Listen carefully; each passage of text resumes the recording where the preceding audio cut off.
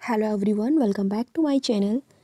आज की वीडियो में हम लोग महत्वपूर्ण संविधान संशोधन जो हुए हैं अब तक उनके बारे में अध्ययन करेंगे। ठीक है, तो ध्यान रहे हम यहाँ केवल महत्वपूर्ण संशोधन के बारे में बात करेंगे, ना कि सारे ही संविधान संशोधन के बारे में। ओके, तो स्टार्ट करते हैं। लेकिन जब ये जानेंगे हम बाद में कि कौन से इम्पोर्टेंट है, उससे पहले हम थोड़ा सा ये जान लेते हैं कि संशोधन क्या होता है, क्यों ज़रूरी होता है।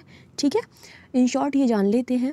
देखो, ऐसा होता है कि सिचुएशंस के अकॉर्डिंग हर एक चीज़ में चेंज करना पड़ता है। ठीक है, ये तो एक कॉमन सा फैक्ट है। ओके, एग्जैक्टली वैसे ही हमारा जो इंडियन कॉन्स्टिट्यूशन है, ठीक है, उसमें भी जो भी परिस्थितियाँ चेंज होती रहती हैं उनके अकॉर्डिंग, या फिर पब्लिक की नीड्स के अकॉर्डिंग, जनता को जो भी नीड्स है उसके अकॉर्डिंग हमें उसमें अमेंडमेंट या फिर उसमें कुछ ना कुछ चेंज करना पड़ता रहता है। ठीक है, और हमारा जो कॉन्स्टिट्यूशन है उसमें ये प्रावधान किया गया है चेंज करने का। अब बात आती है कि कहाँ पर ये प्रावधान किया गया है। ठीक है, तो 20 भाग जो है हमारा 20वां भाग, उसका आर्टिकल 368 है। ओके, तो इसमें जो है ये प्रावधान किया गया है कि जो पार्लियामेंट है उसको कॉन्स्टिट्यूशन में कुछ ना कुछ चेंज करने का राइट है। ठीक है, वो चेंज कर सकती है उसमें, लेकिन उसके कुछ सीमाएं हैं। ये नहीं है कि वो कुछ भी उसमें चेंज कर सकती है, कुछ उसकी सीमाएं दी गई हैं। ठीक है, अब वो सीमाएं क्या दी गई हैं और कब दी गई हैं ये जान लेते हैं।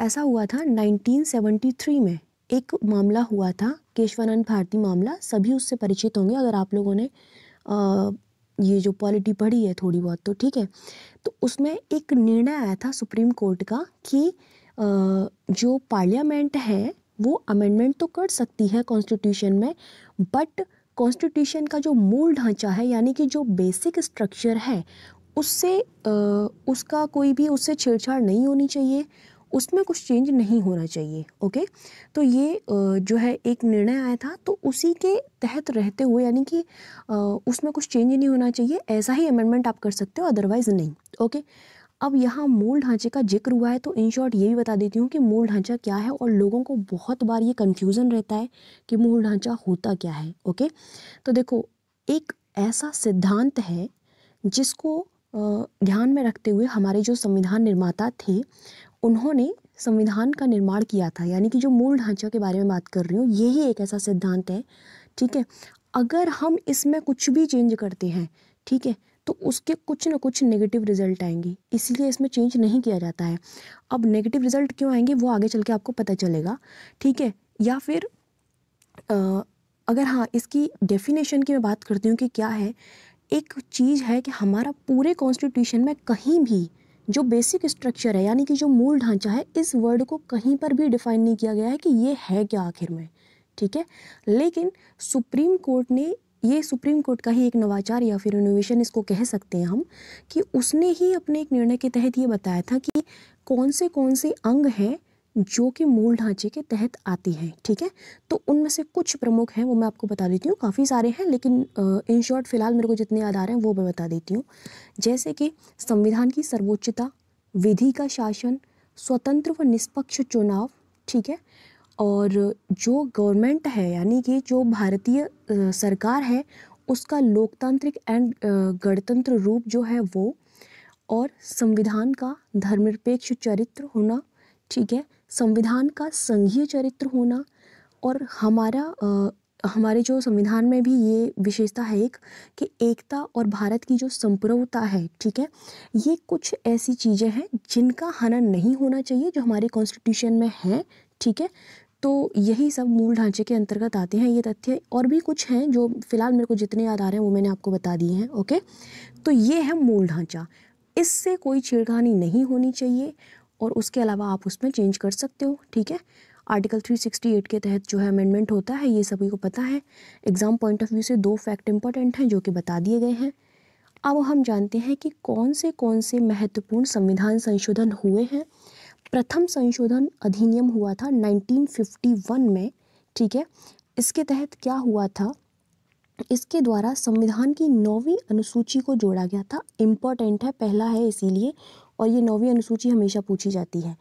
इस अनुसूची में भूमि सुधार तथा न्यायिक समीक्षा से जुड़े अन्य कानूनों को स्थान दिया गया था। ठीक है, ये भी पूछा जाता है कि 9वीं अनुसूची किससे संबंधित है या फिर प्रथम संविधान संशोधन अधिनियम किससे संबंधित हुआ था। ओके, तो ये दोनों चीज़ें याद रखनी है। नेक्स्ट है चौथा संविधान संशोधन हुआ था 1955 में, और ये हुआ था राज्य को किसी भी व्यापार का राष्ट्रीयकरण करने का अधिकार दिया गया था इसके तहत। फिर हुआ था 7वां संविधान संशोधन अधिनियम 1956, इम्पोर्टेंट है, मोस्ट इम्पोर्टेंट है। इसके तहत यह संशोधन राज्य पुनर्गठन आयोग की रिपोर्ट को तथा राज्य पुनर्गठन अधिनियम 1956 को लागू करने के लिए किया गया था। इसके द्वारा 14 राज्यों एवं 6 संघ शासित यानी कि यूनियन टेरिटरी प्रदेशों को स्वीकृति दी गई थी। 2 या 2 से अधिक राज्यों के लिए एक कॉमन उच्च न्यायालय की स्थापना की व्यवस्था या फिर प्रोविज़न भी इसके तहत किया गया था। तो मेरे को ये वाला फैक्ट बहुत इंपॉर्टेंट लग रहा है, तो याद रखना है इसको। अमेंडमेंट कौन सा है? 7वां 1956। उसके बाद आता है 10वां संविधान संशोधन अधिनियम 1961 में हुआ था। इसके तहत दादरा और नागर हवेली को भारतीय संघ में जोड़ा गया था।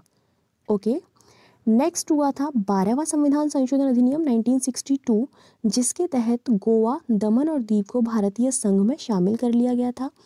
ये स्टेट वाले जो हैं ये कुछ लोगों को कन्फ्यूज़न हो जाता है, तो इसको अच्छे तरीके से करें। 13वां संविधान संशोधन अधिनियम 1962 में हुआ था।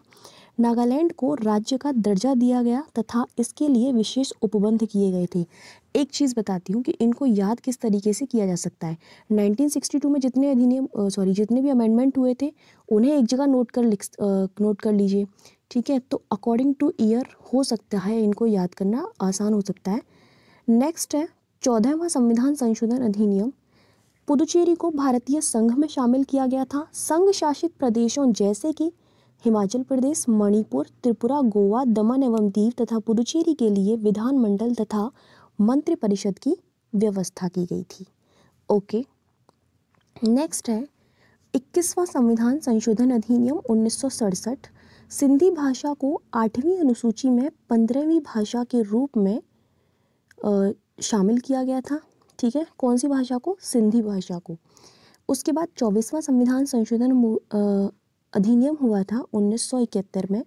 इसके तहत संसद को यह शक्ति दी गई थी कि वह अनुच्छेद 13 और 368 में संशोधन कर मौलिक अधिकारों सहित संविधान के किसी भी भाग में संशोधन कर सकती है। मोस्ट इम्पॉर्टेंट, ठीक है, कुछ बहुत ज़्यादा ही इम्पॉर्टेंट है इसलिए मैं वही बता रही हूँ। नेक्स्ट है 31वां संविधान संशोधन अधिनियम 1972। इसके तहत लोकसभा की सीटों को बढ़ाया गया था, यानी कि 525 से बढ़ा करके 545 कर दिया गया था। नेक्स्ट है 35वां संविधान संशोधन अधिनियम 1975। इसके तहत सिक्किम को दिए गए संरक्षित राज्य के दर्जे को समाप्त कर दिया गया तथा उसे भारतीय संघ के एक सह राज्य का दर्जा दिया गया था। 10वीं अनुसूची को जोड़ा गया था, इसी के तहत बात कर रही हूँ, तथा उसमें सिक्किम को भारतीय संघ में शामिल करने संबंधी नियम एवं शर्तें स्पष्ट की गई थी।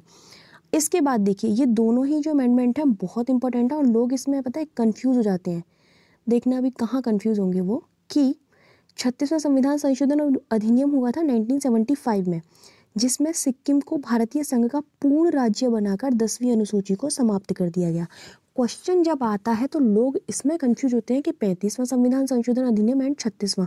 लोग समझते हैं कि 35वें द्वारा ही, अगर क्वेश्चन ये भी आएगा ना कि सिक्किम को पूर्ण राज्य का दर्जा कब मिला, तो वो 35वें पर टिक करके आएंगे, लेकिन नहीं, 36वां है। याद रखना इस चीज़ को, क्योंकि तब उसे संरक्षित जो है एक सह राज्य का दर्जा दिया गया था, लेकिन यहाँ उसे पूर्ण राज्य बना दिया गया था 36वें के द्वारा। नेक्स्ट है 42वां संविधान संशोधन अधिनियम 1976। ये तो इसकी तो मैं क्या ही बात करूं, सबसे ज़्यादा इंपॉर्टेंट है। इसको मिनी कॉन्स्टिट्यूशन भी कहा जाता है, यानी कि लघु संविधान। ठीक है, तो सबसे ज़्यादा महत्वपूर्ण है ये। इसने स्वर्ण सिंह समिति की सिफारिशों को प्रभावी बनाया, जिसके द्वारा एक नए भाग 4क में नागरिकों के लिए फंडामेंटल ड्यूटीज़ को जोड़ा गया, यानी कि मौलिक कर्तव्यों को उसमें जोड़ा गया। इसके द्वारा संविधान की प्रस्तावना में समाजवादी, पंथ निरपेक्ष यानी कि धर्मनिरपेक्ष तथा अखंडता 3 शब्द नहीं जोड़े थे। बात करें अगर समाजवादी की, तो मैं ये बताती हूँ आपको, हालांकि हमारे कॉन्स्टिट्यूशन में ये पहले से ही विराजमान था, कहाँ विराजमान था? नीति निदेशक तत्वों में, ठीक है। लेकिन ये जो अमेंडमेंट हुआ 42वां, इसके द्वारा इसको और स्पष्ट रूप से वहाँ पर डिस्क्राइब कर दिया गया और इस शब्द को हमारी प्रियम्बल में जोड़ दिया गया। ओके, नेक्स्ट है कैबिनेट की सलाह मानने के लिए राष्ट्रपति को बाध्य कर दिया गया। ये फैक्ट इंपॉर्टेंट है। वर्ष 1971 की जनगणना के आधार पर वर्ष 2001 तक लोकसभा तथा राज्य विधानसभाओं की सीटों की संख्या को निश्चित कर दिया गया। नेक्स्ट इसमें क्या अमेंडमेंट हुआ था कि लोकसभा तथा राज्य विधानसभाओं के कार्यकाल में 5 से 6 वर्ष की बढ़ोतरी कर दी गई। ओके, तो कुछ देखिए, सारे मैं जानती हूँ नहीं याद हो पाते हैं, लेकिन कुछ एक जो बहुत इंपॉर्टेंट लग रहे हैं उनको तो याद ही रखना। लाइक जैसे कि ये भाग 4 क जुड़ा था, ठीक है। ये तो सभी को याद होगा कि प्रियम्बल में थी, ये 3 वर्ड जोड़े गए थे। ओके, फिर उसके बाद ये जनगणना वाला जो है, इनको कुछ एक को याद रखिए।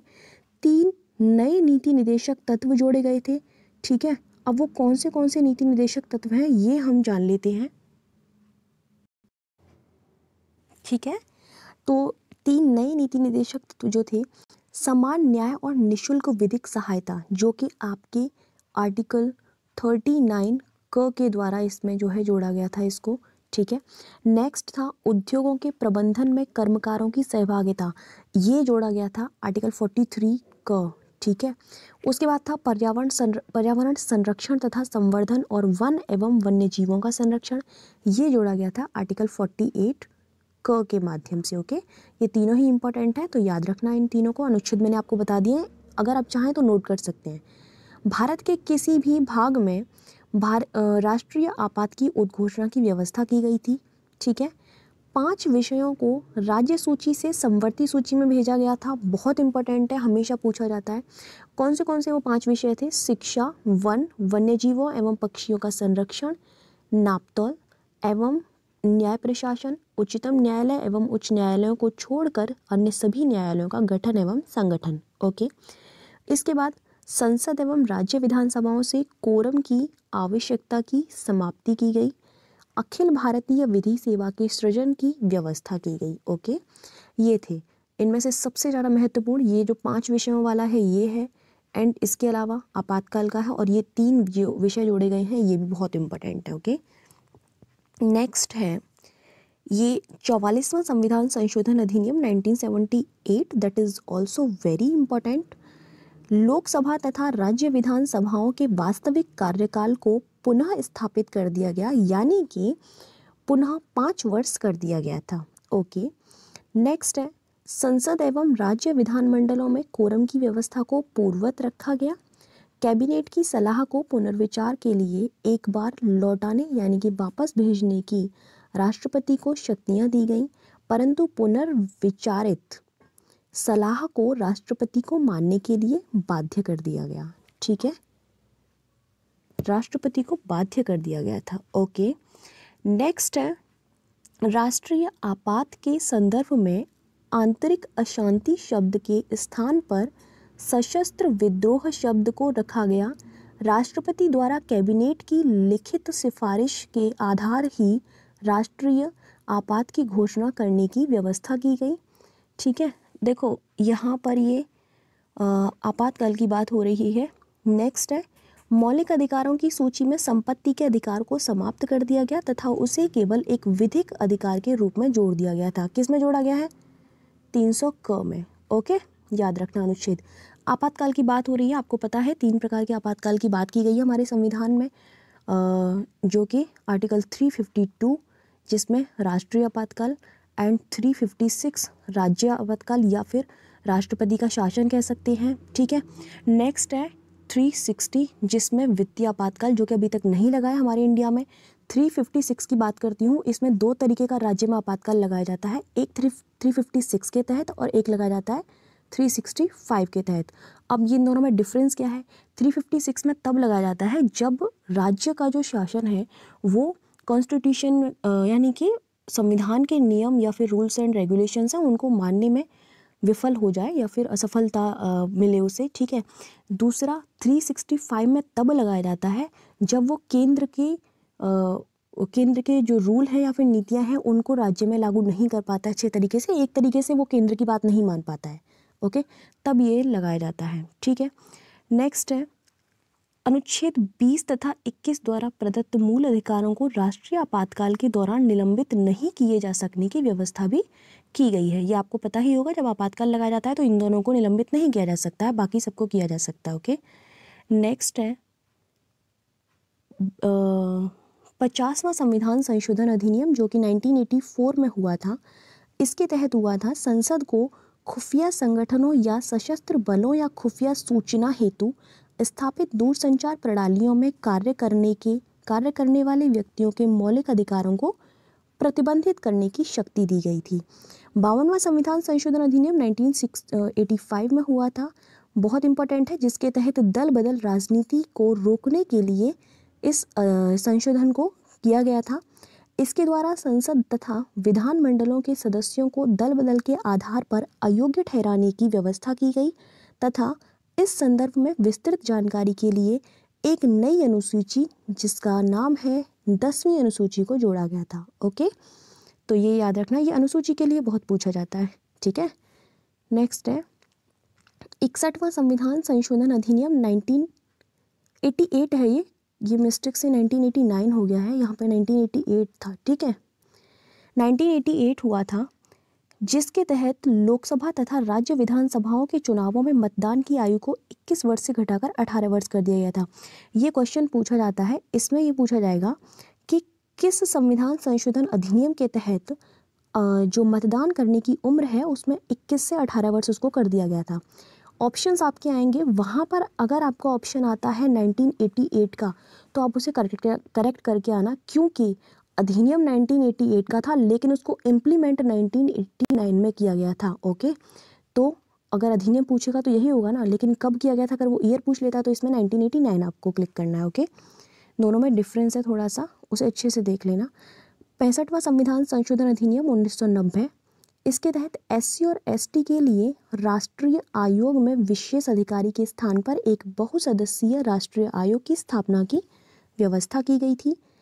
69वां संविधान संशोधन अधिनियम 1991, वेरी इंपॉर्टेंट, केंद्र शासित प्रदेश दिल्ली को विशेष दर्जा देते हुए उसे राष्ट्रीय राजधानी क्षेत्र दिल्ली बनाया गया तथा दिल्ली के लिए 70 सदस्यीय विधानसभा तथा 7 सदस्यीय मंत्रिपरिषद की व्यवस्था भी की गई थी। नेक्स्ट है 71वां संविधान संशोधन अधिनियम 1992, इसके तहत कुछ भाषाओं को शामिल किया गया था। कोंकणी, मणिपुरी, नेपाली भाषा को 8वीं अनुसूची में शामिल किया गया था, तीनों के नाम याद रखने हैं। उसके बाद नेक्स्ट है 73वां संविधान संशोधन अधिनियम 1992, 73 और 74 भी बहुत ज़्यादा महत्वपूर्ण हैं, ठीक है। एक बार मैं लास्ट आपको बता दूंगी कि कौन से बहुत ही ज़्यादा महत्वपूर्ण है इनमें से भी, ठीक है। तो 73वें के अंदर क्या किया गया था, पंचायती राज संस्थानों को संवैधानिक दर्जा तथा संरक्षण प्रदान किया गया। इसके लिए पंचायत नाम से नया भाग 9 जोड़ा गया था तथा 11वीं अनुसूची भी इसमें जोड़ी गई थी जिसके अंदर 29 विषय थे, ओके।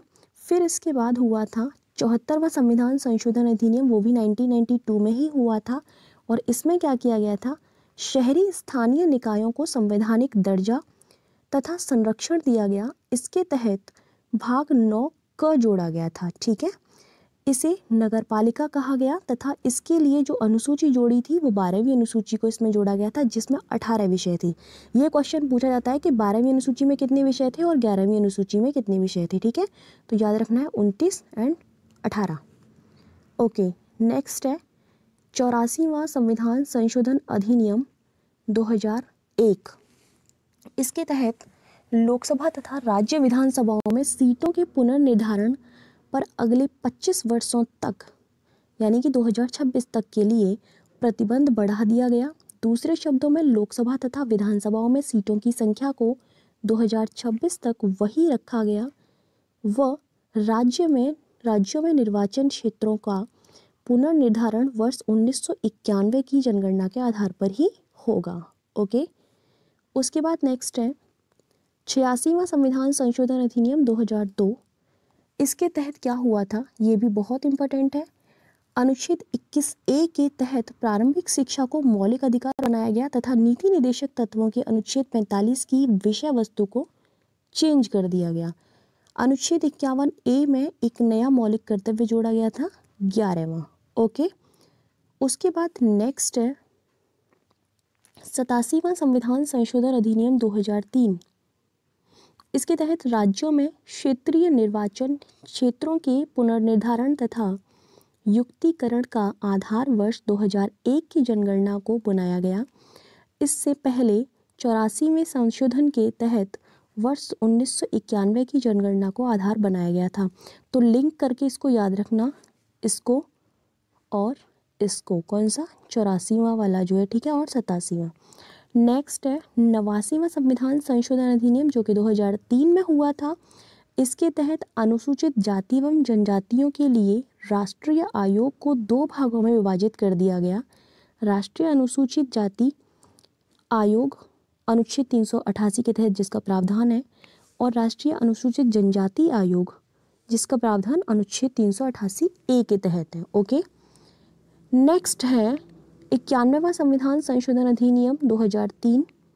ठीक है, केंद्रीय मंत्रिपरिषद में प्रधानमंत्री सहित मंत्रियों की कुल संख्या लोकसभा की कुल क्षमता या सदस्य संख्या के 15% से अधिक नहीं होगी। ये प्रावधान इसके तहत किया गया था। इसके अलावा संसद की किसी भी सदन का किसी भी राजनीतिक दल का सदस्य यदि दल बदल के आधार पर अयोग्य ठहराया जाता है तो वह सदस्य मंत्री बनने के भी अयोग्य ठहराया जाएगा।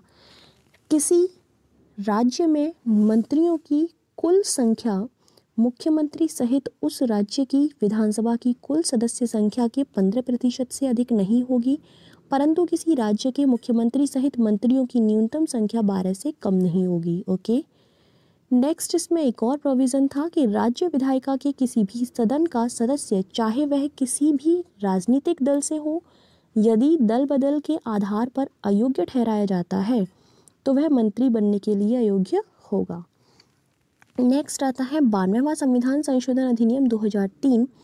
इसके तहत 8वीं अनुसूची में 4 नई भाषाएं और जोड़ी गई थी, और वो कौन सी थी? बोडो, डोगरी, मैथिली और संथाली। ठीक है, ये भाषाएं जोड़ी गई थी। इसके साथ ही संवैधानिक रूप से मान्यता प्राप्त भाषाओं की कुल संख्या कितनी हो गई? टोटल 22। नेक्स्ट 97वां संविधान संशोधन अधिनियम 2011। सहकारी समितियों को संवैधानिक दर्जा तथा संरक्षण दिया गया। सहकारी समितियों को बढ़ावा देने के लिए उन्हें नीति निर्देशक तत्वों में शामिल कर दिया गया। ठीक है, उसके बाद है 100वां संविधान संशोधन अधिनियम जो कि 2014 में हुआ था। भारत द्वारा कुछ भूभागों का अधिग्रहण एवं कुछ अन्य भूभागों को बांग्लादेश को हस्तांतरण किया गया। इसके बाद नेक्स्ट है 101वां संविधान संशोधन अधिनियम। ठीक है, वस्तु एवं सेवा कर यानी कि जीएसटी की शुरुआत की गई थी। यह एक अप्रत्यक्ष कर है जो भारत में वस्तुओं और सेवाओं की आपूर्ति पर लगता है। इस संशोधन को याद रखना महत्वपूर्ण है। नेक्स्ट है 102वां संविधान संशोधन अधिनियम जो कि 2018 में हुआ था। सामाजिक न्याय और अधिकारिता मंत्रालय के अधीन गठित राष्ट्रीय पिछड़ा वर्ग आयोग को संवैधानिक दर्जा प्रदान किया गया था इसके तहत। ओके, नेक्स्ट है इसी के तहत एक और प्रोविज़न हुआ था। संविधान में अनुच्छेद 338 और 338A के साथ 388B को भी शामिल किया गया, जिनका संबंध राष्ट्रीय अनुसूचित जाति आयोग और जनजाति आयोग से है। नेक्स्ट है 103वां संविधान संशोधन अधिनियम 2019। भारत में पहली बार आर्थिक रूप से कमजोर वर्गों के लिए आरक्षण की व्यवस्था की गई। इसके तहत अनुच्छेद 16 में संशोधन कर सार्वजनिक रोजगार में आर्थिक रूप से कमजोर वर्गों के लिए 10% आरक्षण की व्यवस्था की गई। तो ये आपके ख़त्म हो चुके हैं जितने भी महत्वपूर्ण संविधान संशोधन थे। ठीक है, सारे ही मैंने इसमें ले लिए हैं, लेकिन मैंने आपसे जैसा कि बताया था कि कुछ एक इनमें से बहुत ज़्यादा ही महत्वपूर्ण है, जैसे कि आपका सबसे पहला, ठीक है, ये बहुत महत्वपूर्ण है। उसके अलावा आपका ये मैं बताती हूँ इसमें से और कौन सा ज़्यादा इम्पोर्टेंट है। 36वां और 35वां याद रखना, सिक्किम से रिलेटेड है, ठीक है। 42वां और 44वां बहुत ज़्यादा इम्पोर्टेंट है, ठीक है। उसके बाद बात करते हैं हम, तो इसमें से 52वां संविधान संशोधन अधिनियम वेरी इंपॉर्टेंट, जो कि 10वीं अनुसूची से और दल बदल से संबंधित है। 61वां बहुत बार पूछा गया है, ठीक है। उसके बाद नेक्स्ट आपका 69वां वेरी इंपॉर्टेंट। उसके बाद 73 और 74 बहुत महत्वपूर्ण है, ठीक है। फिर इसके बाद 86वां महत्वपूर्ण है और 92 और 97, ठीक है। इसके बाद 101 एंड 101 के बाद 103, 101, 102 इनको तो याद ही रखना, ठीक है, लास्ट वाले हैं, याद रहेंगे। तो ठीक है, आपके सारे महत्वपूर्ण संविधान संशोधन अधिनियम कंप्लीट हो चुके हैं। यूपी पीसीएस एंड आरओ में इसमें से प्रश्न बन सकता है, महत्वपूर्ण टॉपिक है, इसलिए कह रही हूँ। अदर एग्जाम का मुझे पता नहीं है, लेकिन इसमें एग्जाम में क्वेश्चन आता है इससे रिलेटेड। बाकी एक जानकारी ये है, 2021 यूपी पीसीएस के लिए हमारी साइट पर कोर्स चल रहा है। साइट का लिंक वीडियो के डिस्क्रिप्शन बॉक्स में है, अगर आप इंटरेस्टेड हो तो कोर्स ज्वाइन कर सकते हो। और अगर आपको कोई क्वेरी है उससे रिलेटेड, तो आप इस नंबर पर कॉल या व्हाट्सएप करके सारी जानकारी ले सकते हो, ठीक है। बाकी ओके, ये कौन सा टेस्ट बोल रही हूँ मैं, जीएस की इससे पहले भी काफ़ी सारी वीडियोस आ चुकी हैं। प्लेलिस्ट का लिंक वीडियो के डिस्क्रिप्शन बॉक्स में मिल जाएगा। Okay, thank you so much for watching my video. मिलते हैं नेक्स्ट वीडियो में।